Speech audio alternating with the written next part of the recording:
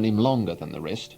We'd been kids together on the beach at Scarborough, and I was stickily embarrassed on my first day at grammar, just when I got out of short pants and was preparing for the second or third time in my life to put the past behind me and make a good impression, to have Johnno come up and claim me. "Well, look who's here," he announced cheerfully. "It's the Professor." Scarborough was a flimsy bayside settlement on the peninsula, with Deception Bay and the Glasshouse Mountains on one side and the sandhills of Moreton Island on the other. Each morning at 10, the SS Cooper steamed across the view on the way to Bribie, its two funnels smoking, its silhouette clearly outlined against the blue. At night, the lighted Cowan fanned slowly back and forth at the entrance to the bay. Scarborough had one hotel, 3 shops, and the Ginn's crab kiosk, which sold the sweet pink sand crabs that could be caught almost anywhere in these waters by sinking nets weighted with a bone. From the beach, we would watch the boats making their round of the nets 100 yards offshore. And sometimes, if we were lucky, one of the Ginn boys would take us out to see them hauled up, with 3 or 4 blue monsters thrashing about in the mesh, and the big knucklebone shining clean. In the Ginn's red corrugated iron shack with its bare rafters and stamped clay floor, we went sometimes to see the crabs boiled in a vat, throwing their claws in the steamy, brackish water, while a second load waited in baskets in a corner, one of them suddenly hurling itself out into the sunlight to be chased amid shrieks, and caught expertly behind, the long blue nippers, which could take your finger off, working fiercely at the air. In winter, Scarborough was just a fishing village at the end of the line. In summer, it was a vast encampment. In the early years of the war, while hostilities were still confined to Europe, and the Royal Navy, not to speak of Singapore, stood firmly between us and any threat of invasion, we had a caravan at Scarborough, and would drive down on Friday evenings in our 27 Hup.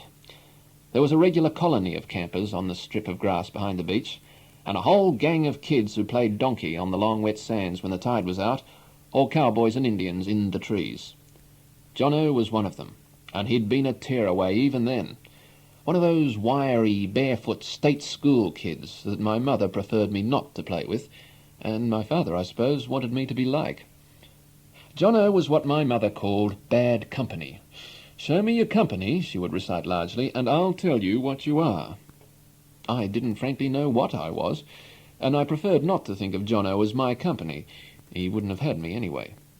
But I lined up, waiting to be called when they picked teams for Red Rover or Rounders, and slunk off quietly when it became obvious that I would be last.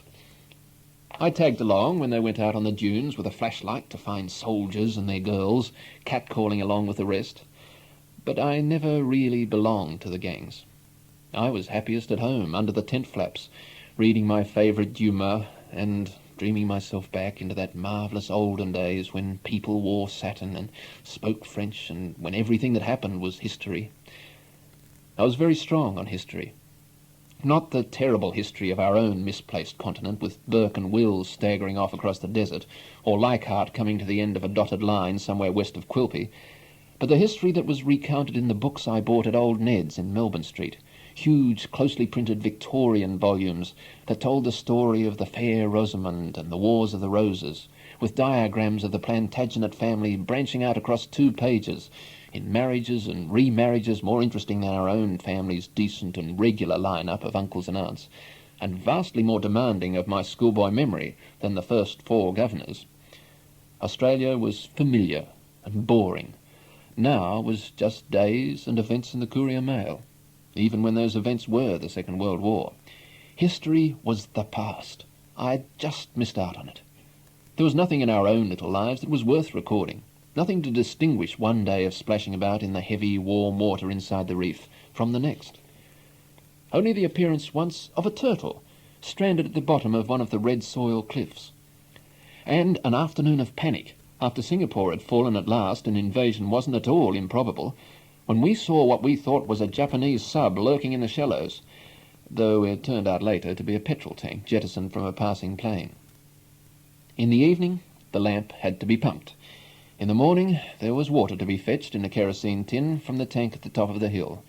Between, there were just days. Nothing extraordinary happened. During these early years at Scarborough, Johnno's father was away with the army, in Greece at first, then later in Malaya, where he was posted as missing. one of that vast company of fathers, cousins, friends who had gone off in the early months of the war. I recall being taken on my father's shoulders to see the buff-coloured feathers of the light horse go bouncing down Queen Street, and had simply disappeared. They weren't dead. No one believed that. They were missing. And they stayed missing through all the years at primary school when I was discovering America and the spice route to the Indies, through the age of Elizabeth, when the great houses, out of compliment to her, were built in the shape of an E, like Queensland State Schools, through the days of petrol coupons that put our car on blocks, and through 900 episodes of the search for the golden boomerang, till, in the weeks after Hiroshima, they drifted back into our Victory Polka and Maisie Dote's world, so wraith-like and thin, so unlike anyone we had ever seen before, that it was better not to ask after them. Our own father was too old for the war, so we did have the benefit of his restraining hand, though I should add that he seldom raised it. Was I a war child, I sometimes asked. Was there anyone in those days who was not? Before the war was a hazy, rose-coloured period I could only vaguely recall. I associated it with the smell of oilcloth picture books, and the little spring chickens we used to eat, a whole chicken on each plate so that everyone had a wishbone. It was simply the earliest things I could remember. The clop of the milkman's horse in Edmonston Street just before dawn, and our blue-ring jugs on the doorstep, their crochet covers weighted round the border with Reckitt's blue beads, or waiting out front for the iceman to come with his hook, and the huge block dripping all over Cassie's floor. Was it the war, I wondered afterwards, or some change in me that made everything in the years before I went to school seem different from the khaki and camouflage years that came after, when even the flowers we made out of plasticine were a uniform grey, the result of a dozen colours that could not be replaced, being patted and squeezed into a single colour that was like the dirt rolls in your palm. Was it only the war that made things change? And what would happen when the war was over? I knew the lights would come on again all over the world, even in Queen Street. But what else? What else?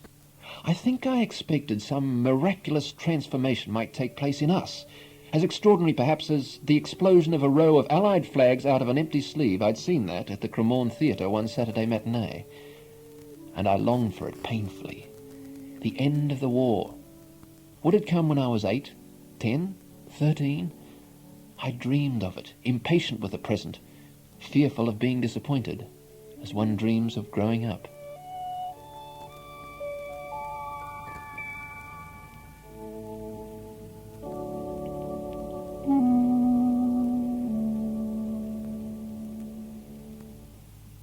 Meanwhile, for the duration, we had the war itself. Our spare room at the back of the house, which had once contained nothing but the piano where we sang in the evening, and my mother's sewing machine, was hung now with enormous wall maps that came with the courier mail. Here, day by day, we followed the fortunes of the campaign in North Africa, the landings in Italy, the long drawn-out Russian campaign, and when D-Day came at last, the plunge out of Cherbourg into the German heartland. Places that would otherwise never have swum into my head have retained, even today, a spooky fascination for me. Benghazi, Bataan, Kokoda, Anzio, Wake Island. I knew the sea route to Archangel and the name of every U-boat in the German Navy, and would have recognized, had they appeared overhead, any plane in the Imperial Japanese Air Force, not to mention our own Spitfires, Sunderlands, Hurricanes, Mosquitoes, Catalinas, Lockheed Lightnings.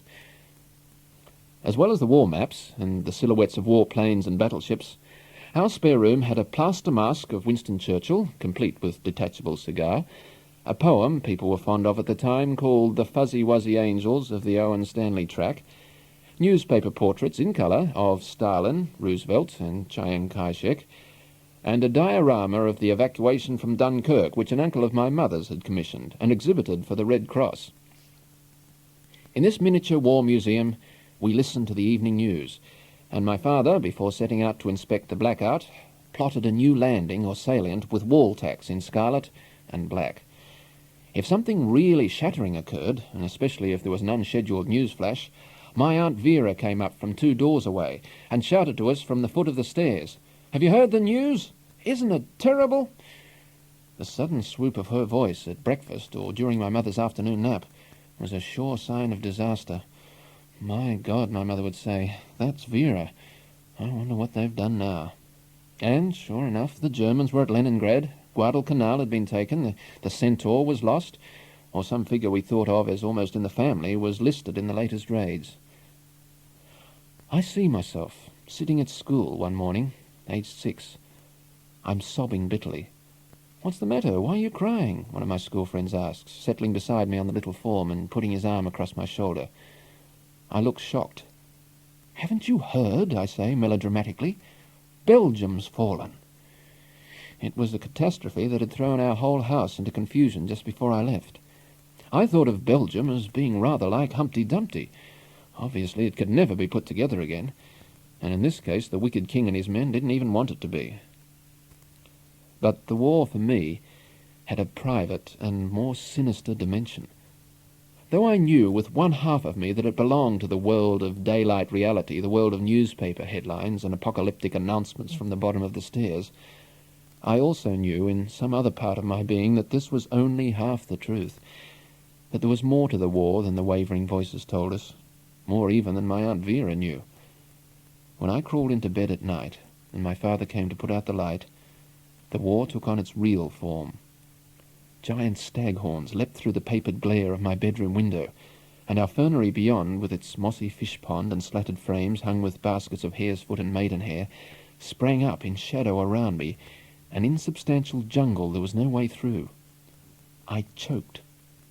Hitler and Mussolini, those historical boogeymen that even adults believed in, burst in upon me, bearing their terrible paraphernalia of barbed wire, bayonets, tin helmets, hand grenades. Their purpose now having nothing to do with the wall map and its pins in our spare room, but being, quite simply, to reach up over the foot of my bed, or down over the pillow, and drag me into the pallid black and white world of newspaper photographs and newsreels, a world without colour, like the night itself, in which everyone was a victim, pale, luminous, with flesh already frazzled round the edge, and where being a child, with curly hair and apple cheeks that everyone wondered at, was no protection at all. The war wasn't one of those activities that was strictly for grown-ups. The newsreels were full of children no older than myself, climbing up gangplanks or being herded into trains. And how else did they get into the war? I couldn't imagine their parents allowing them to go, unless they'd been dragged there, over the pillow and down into the fur-balled, spider-crawling darkness under their beds. In later years, my night terrors came to seem truer to the real history of our times, as it was finally revealed to us, than the list of sinkings and beachheads that made up the headline news. And it was for this reason, perhaps, that the explosion of the real war into our hemisphere seems, in retrospect, like the beginning of a lighter period of my childhood. The war came into the open at last. The Japanese struck Pearl Harbor, and my father took me one brilliant morning to see the first American warships come grandly upriver and swing at anchor off Newstead Park. What I remember is the whiteness of the sailors' uniforms as they stood in dazzling rows on the deck, and the light of that moment floods all the years ahead.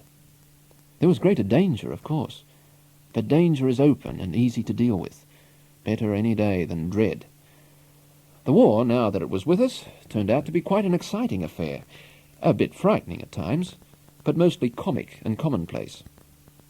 We were given air raid kits that we took to school with us. They contained rubber mouthpieces that we were to bite on during the raids, and rolls of bandage that got used almost as soon as they were given out for bloody knees. My father was made senior ARP warden for South Brisbane. He wore a white helmet, a red felt armband, had a gas mask and rattle, and went out each evening after dark to inspect the blackout. Once a week, on Wednesdays, his group came in for their meeting. After practising with the stirrup pump in our backyard, they read through the emergency drill, checked off a list of hospitals, fire stations and emergency first aid centres, and ate a 10 o'clock supper of sausage rolls and cream puffs. Brisbane was suddenly at the centre of things. Though we hardly knew it at the time, our city was having its moment of greatness, its encounter with history. General MacArthur had arrived, and the whole Pacific campaign was being directed from his office in the AMP building. The whole city had taken on the aspect of an armed camp, and there were rumours that when the Japanese landed, the whole country to the north would be scorched and abandoned in the Russian manner, and a last stand made at Brisbane. we were suddenly in the front line. Our sleepy subtropical town, with its feathery palm trees and its miles of sprawling weatherboard, was on the newsreels. It was the gateway to that part of the war that was raging all over the islands now, just 1,000 miles away. Brisbane had, for a time, the heady atmosphere of a last stopping place before the unknown. And there were service clubs, canteens, big dance halls like Cloudland and the Troc, where girls who might otherwise have been teaching Sunday school were encouraged by the movies they'd seen, the hysteria of the times, the words of sentimental Tin Pan Alley tunes, and the mock moonbeams of a many-faceted glass ball that revolved slowly in the ceilings of darkened ballrooms, to give the boys something to remember before they were mustered, forever perhaps, into the dawn.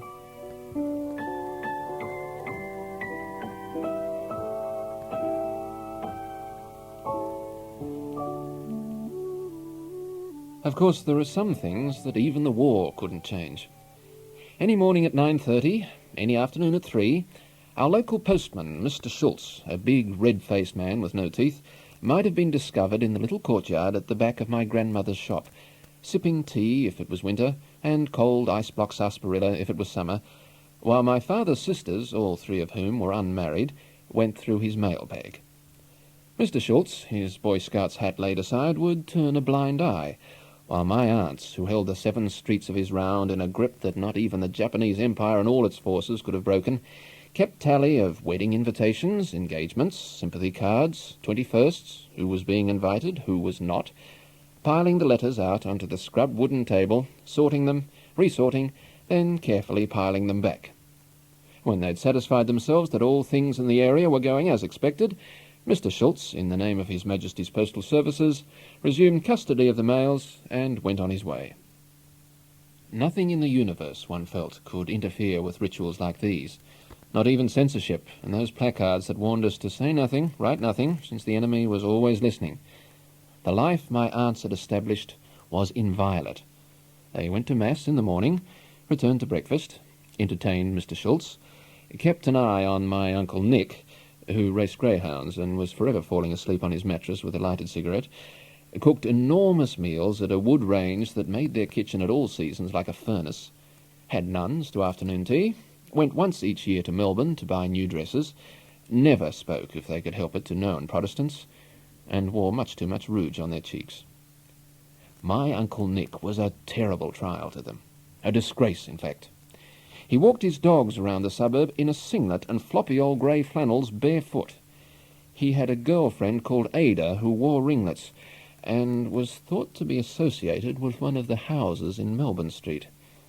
Behind the choco vines at the end of the yard, he fed his greyhounds gobbets of raw meat, and occasionally, illegally, in those days when they still used live hares at the races, a rabbit, whose squeals could be heard 2 blocks away. Uncle Nick was for all of us a man of blood. He'd once been to jail for stabbing an Albanian in a card game. He'd also gone to the First War, of course, and had never been the same afterwards. The war, this war, or the last one, was the reason for many things. My Uncle Nick was one of them, and Johnno's wildness was another. And there was the sudden fall from grace, which was perfectly inexplicable to me, of several big girls at Scarborough, who'd once minded us for the day or taken us to the pictures at Redcliffe, and were now unrecognisable in their high-strapped wedgies and pompadours. They were not to be spoken to. One of them, Colleen, had been a particular favourite of mine, and I hadn't been at all jealous when an American sailor or a Marine joined us on the Redcliffe bus and fed me Babe Ruths. Now Colleen was someone I wasn't to go out with, and I associated her fall with jitterbugging, which couples performed in an illuminated boxing ring at Sutton's Beach, a spectacle my father forbade us to watch. Jitterbugging was a mystery. So too was Lefkis's fruit shop, where we had once bought our vegetables. It was now overnight declared black, though not surely because it sold fried chickens to the negroes, who were restricted to the south side of the river, and whose presence had given our nice, old-fashioned suburb a bad name. That was yet another effect of the war. South Brisbane, with its big rambling mansions, each one with a tennis court, grass or hard, an orchard of lemon trees and locusts, a vegetable garden, a dung and feather chicken house.